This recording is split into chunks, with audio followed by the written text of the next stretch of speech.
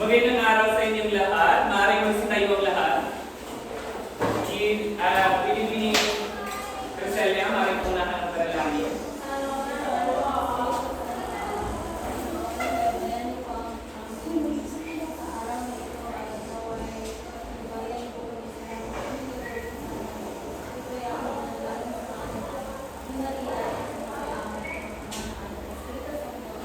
Magandang hapon sa inyong lahat. Magandang hapon po.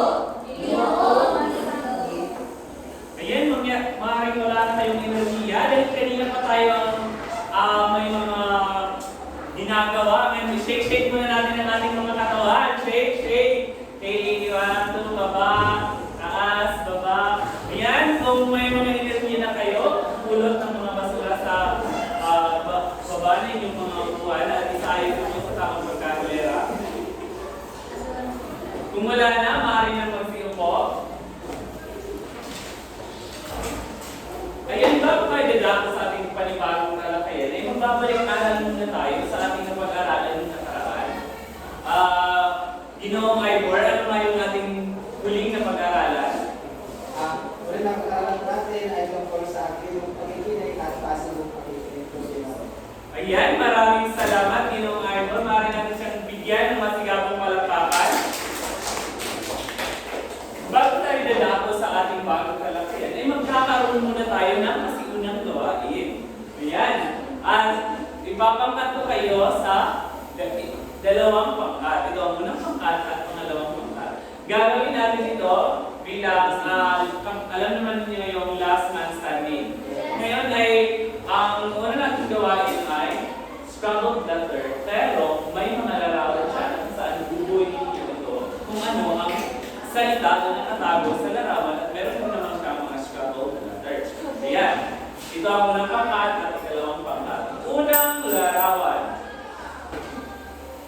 Last man standing, group number 1. Liza J. Surpungan. Ano ang nakatago salita sa larawan? Tingnan natin kung tama ang iyong sagot. Ayan, magaling si Pinipining Liza. Bigyan lang siya ng magkakang malapakan. Ikalawang larawan. Last man standing, number 2. Ginoong pa sinabi. Ano ba ang nakatapos ko? Ito po ay kaligtahan. Ayan, magaling. Bakit ito nawala? Ayan, nawala ang ating koleksyon. Masinsado ninyo. Napapagod ako. Ayan,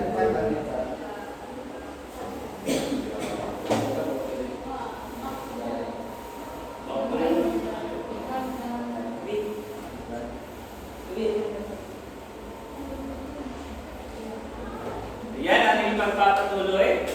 Ano nga muli yung sagot mo, Ginoong Dore? Kaligtahan po. Ayan, magaling ito ay karektan. Ang pangatlo naman ay, tama siya, karektan. Pangatlo ay, last man standing, group number 1. Ngayon, iibahin natin yung pisalis. Pag sinabi kong last man standing, ang unang magpapatayo ang siyang sasagot. Ganun din, pag sinabi kong, last man standing, number 2. Pinipiling Criselia. Talinghaga, tama ba? Talinghaga, tama si Pinipiling Criselia. Bigyan natin siya ng masikapong palakpakan. Ngayon ay panglit. Ang panglit, last man standing, group number 2. Yes, Pinipiling Masinsay. Ano ang sasagutan mo? Persona ay? Tama! Magaling, bigyan niyo ng palakpakan yung mga sarili. Ayan, magaling talaga ating mag-aaral sa hapon ko. Pero bago tayo dadako sa ating bagong talakayan, sasagutin muna natin ang apat na katanungan ito. Yan. Binibining Mangmang, maaaring bang sagutin ang unang katanungan? Ginagamit kapag ang isang bagay na larawan ay tumapatawan sa mas malalim na mahulugan. Ito po ay simbolo. Ayan, magaling! Palakpakan! Ikalawang katanungan, binibining kasalya. Maaaring bang sagutan, basahin at sagutan? Pahayag na may nakatagong mahulugan at hindi tuwirang sinasabi ang naisip natin. Sa tingin ko ay talinhaga. Talinhaga ang tamang sagot. Magaling, binibining kasalya. Ngayon naman, binibining sumalina. Pagsagot ang pangatlong katanungan. Ayan, siguro hindi siya makakakita ng malayo. Binibining masisay. Tinig o katauhan na nasa iligtas sa loob ng isang Ayan, magaling. Siguro, alam na alam ninyo ang mga sagot. At ang panghuli, binibining Liza. Paggamit ng labis o pinalabis sa paglalarawan o kung maging kapasin-pasin ng isang ideya, ito po ay karekta. Ayan, magaling. Napakagaling naman ang aking mga mag-aaral. Palakpakan ninyo ang inyong mga sarili. Ngayon naman, ay bago tayo nidako sa ating formal na talakayan, babasahin muna natin ang ating layunin. Ang una, sabay-sabay sa pagbasa. Pagkatapos ng talakayan, ang mga mag-aaral ay inaasahang natutukoy ang mga elemento at sangkap ng tula. Nabibigyang halaga ang mga sangkap at elemento ng tula sa pamamagitan ng paglalang at pagpapahayag ng sarili ng damdamin. Nakakabuo ng tula na nagpapakita ng gusto paggamit ng mga elemento at sangkap nito. Yan. Pero bago tayo pupunta sa ating formal na discussion, ay magtatanong muna ako. Sa tingin niyo, ano ang ating talakayan ngayong ako?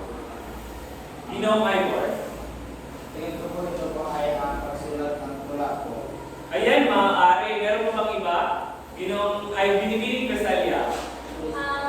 Sa tingin ko po, ang sa ating tatalakayan ngayon ay ang mga elemento ng tula. Ayan, magaling. Maaari natin bigyan ng masigabong palakpakan si binibining kasalya. Ayan, ang ating tatalakayan ngayon ay tungkol sa sangkap at elemento ng tula.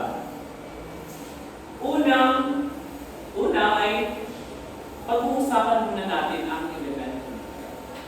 Ano nga ba ang tula? Pakibasa lang sabay-sabay. Ang tula ay isang anyo ng kahilihan na nagpapahayag ng damdamin at kaisipan sa pamamagitan ng linyang napapili ng mga salita. Hindi lamang ito basta pagsama-sama ng mga salita. Ito ay isang sining na may sariling ritmo at musika. Ayan, magaling. Ika nga dito, ang tula ay may ritmo at musika. Hindi lang ito basta-basta susulat tayo, subalit ay magkakaroon tayo ng iba't ibang ritmo at musika ang tula kapag binasinaan ito ng masisinyan kapag tayo ay isang manunulat ng isang tula. Ngayon ay dadako na tayo sa unang elemento ng tula. Ito ay ang pakibasa. Ito ay tumutukoy sa bilang ng pantig sa bawat taludtod o linya ng tula. Karaniwan ito may bilang na wawaluhin, lalabing dalawangin, at lalabing animin. Depende sa nais na ritmo. Ang sukat na nagbibigay ng disiplina at tamang haba sa bawat linya ng akda. Ayan, may dalawang uri din ng tula. Mayroong tulang malaya at mayroong hindi. Ang elemento ito ay ginagamit kung ang tula ay traditional na tula dahil kinakailangan ito ng sukat upang mayroong disiplina ang manunulat. Halimbawa na lamang nito. Halimbawa, pakibasa, ito ay ang lalabing dalawahin. Pakibasa. Sa buwan ng aking pinanagagad, ang lagi ng aking mga kumaka. Dalawa at lahat ng mga sa syudad, at sa ibang lupa'y kusang mawawak. Ayan, ilan ba ang kanyang pantig? Ay ilan ang kanyang sukat? Lalagay dalawang Paano nasabi na lalabing dalawahin? Sige daw, yan na ninyo. sa buwan ng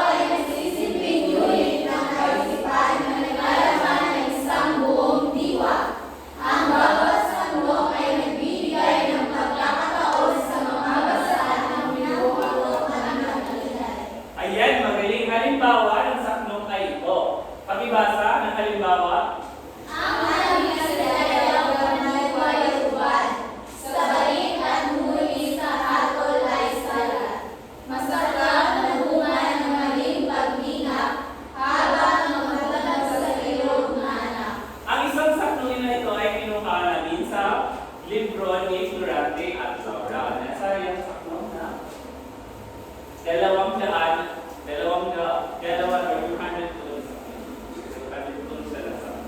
So ngayon naman ay dadako tayo sa pangatlo, ang tugma. Pakibasa ng sabay-sabay. Ito ang pagkakasunod ng mga huling pantig ng huling salita sa bawat talukod ng tula. Ang tugma ay nagbibigay ng himig at musika na nagpapaligid sa pagbigas ng mga salita. Mayroon itong dalawang uri na tinatawag na tugmang patinig at tugmang katinig. Halimbawa nito ay bakit naging tao ako sa Albania? Bayan ng ama ko at di sa Protona, ang masayang syudad na lupa ni Ina. Pagkibasa, may sabay. Disi ang buhay ko'y di lubhang nagpusa. Ayan, ano ang sa tingin nyo, ang tugma niya ay AA. Kung mapapansin natin ay pareho ang kanilang letra or ang kanilang tunog sa hulihan. Ito ay tinatawag natin tugmang. Di ba may dalawang uri ng tugma? Tugmang patinig. Dahil siya ay nagtatapos sa yan, magaling. Ngayon naman ay isa sa anyo, isa na din sa elemento ay ang anyo. Ay pakibasa din Cherry. Tumutukoy ito sa forma o estilo ng pagkakasulat ng tula kung ito ba ay may sukat at tugma. Maaari itong maging tradisyonal, malayang kaluturan o verso, dampo depende sa kagustuhan ng makata. Ang anyo ang nagtatakda ng mga ay tuturing dapat sundin sa pagbuo ng mga taludtod. Ayan, ang anyo ay hindi natin masusukat kung ito ba ay tradisyonal o malayang tula. Pero, ang anyo ay nakadepende lamang kung ang manunulat ang pipili na nito kung ano ang kanyang nais na isulat, kung ito ba ay tradisyonal o malayang pagsusulat ng tula. Halimbawa nito ay pakibasa. Kapiniwala ako ng iyong kaitan. Pagpinilas ng langit at ng iyong matibay. Tapat ang puso mo't di nagunang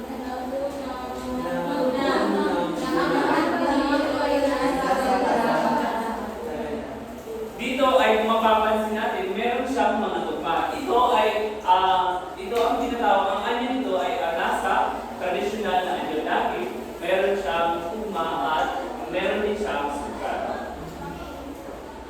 At ngayon naman, tatawagin ko na si Binibining Angelino Batunon para italakay ang sangkap ng tulawi. At dahil tapos na natin yung talakay tungkol sa elemento ng tula, tayo ay dumako na sa mga sangkap ng tula. Ang una nito ay ang karitaan. Kapag sinabi natin karitaan, ito ay ang paggamit ng mga piling salita na marikit o maganda at sadyang nakakakuha ng damdamin ng o ng pandama ng mga tao. Ang nilalayan nito, gawing mas init at kaakit-akit ang tula sa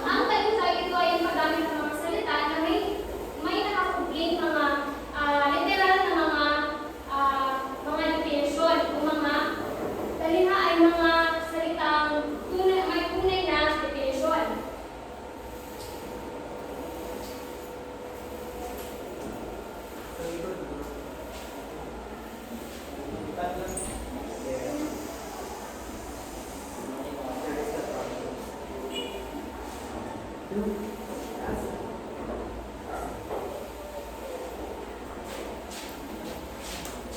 pangatlo naman ay basahin muna ang halimbawa ng talinghaga sa isang tula. Buong kamusmus ay di sasalitin. Walang may halagang nangyari sa atin, kundi ang sanggol pa'y kusang dalangin ng isang perpetibong sa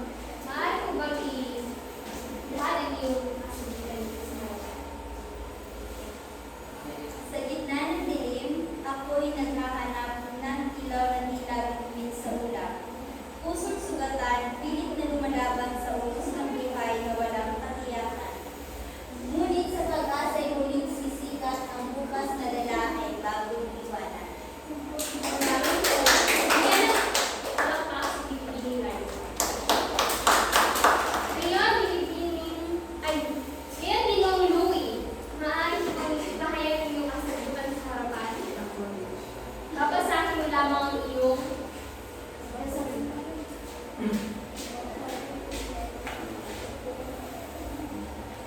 Sa gitna ng dilim, ako'y naghahanap ng bituin na tila'y unos ng buhay. Unos ng buhay, pusong sugatan. Pilit lumalaban sa daan na walang